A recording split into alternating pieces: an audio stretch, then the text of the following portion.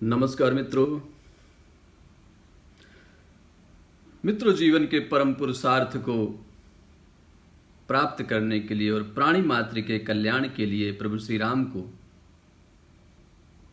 वनवास हुआ और उन्होंने वनवास को पूरी प्रसन्नता से स्वीकार किया। मित्रों, यह सच है कि कोई आपका बड़ा संकल्प हो और आप उसे चाहें कि वो पूरा हो, तो आपको कुछ दिन वनों की शरण लेनी चाहिए, अरण्यों में रहना चाहिए, वन की सेवा करनी चाहिए, वन लगाना चाहिए, वनों की देखभाल करनी चाहिए। और वनों की संगत में अगर आप रहेंगे तो आपका चिंतन अपने चरम पर पहुंच जाएगा। इसलिए जब भी किसी महापुरुष ने कोई बड़ा काम किया है, कोई बड़ा चिंतन किया है, कोई बड़ा शास्त्र दिया है, कोई ज्ञान दिया है, यहां तक कि परमात्मा से साक्षात करने वाले लोगों ने भी वन की शरण ली है। तो मैं युवाओं से भी कहना चाहूंगा कि न सिर्फ वो वनों में कभी कभी जाएं, बल्कि वनों की देखभाल करें। वन हमारी बहुत बड़ी संपदा है जो हमें प्रकृति से जोड़कर रखते हैं। यहां तक कि प्रकृति का सारा ताना बाना हमारे वनों पर, नदियों पर, जीव जंतुओं पर निर्भर है। और जिस तरह से वनों की कटाई हो रही है, जीव जंतुओं को मारा जा रहा है, ये निश्चित रूप से चिंता का विषय है और इस विषय पर आप सभी को जागरूक होना चाहिए।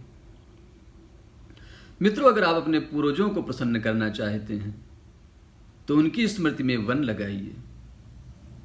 अगर आपके कोई मित्र हैं और उनको याद रखना चाहते हैं हमेशा, तो जितने आपके मित्र हैं उनके नाम से वृक्ष लगाइए, वन लगाइए। अगर आप अपने ग्रहों को प्रसन्न करना चाहते हैं तो वन लगाइए, ग्रहों से संबंधित वृक्ष लगाइए। और अगर आप हमेशा स्वस्थ रहना चाहते हैं, आप चाहते हैं कि हमेशा आपको ऑक्सीजन मिलती रहे, न सिर्फ आपको बल्कि आपके बच्चों को, आने वाली पीढ़ियों को, तो भी वन लगाइए और वनों की रक्षा करिए। मित्रों, हमारे पूर्वजों ने हमारे लिए कितने बाग लगाए, खेत खलिहान, फलों के जंगल, जहां से आज भी हम फलों का आनंद लेते हैं।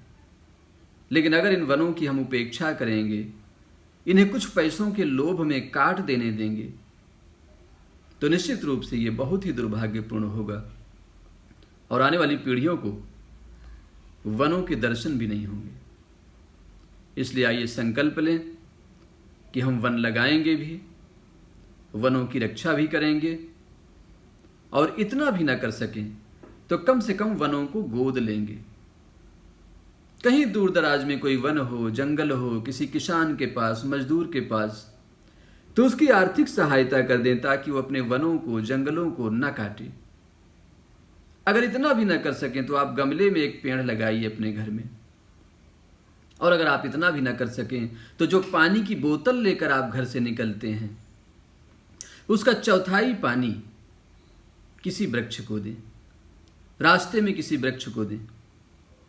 या आप एक वृक्ष को चिन्हित कर लें कि उसे मैं रोज पानी दूंगा, और ऑफिस जाते समय, काम पर जाते समय आप जो पीने का पानी लिए हैं उसका चौथाई पानी उस वृक्ष में डाल दें। तो यह निश्चित रूप से वनों की रक्षा के लिए आपका बहुत बड़ा कदम होगा। और इन्हीं कदमों से, जिस तरह से बूंद बूंद से सागर भर जाता है, इसी तरह से आपके छोटे छोटे प्रयासों से ये पृथ्वी वनों से हरी भरी रहेगी। इतना ध्यान और प्रेम से सुनने के लिए बहुत बहुत धन्यवाद। नमस्कार।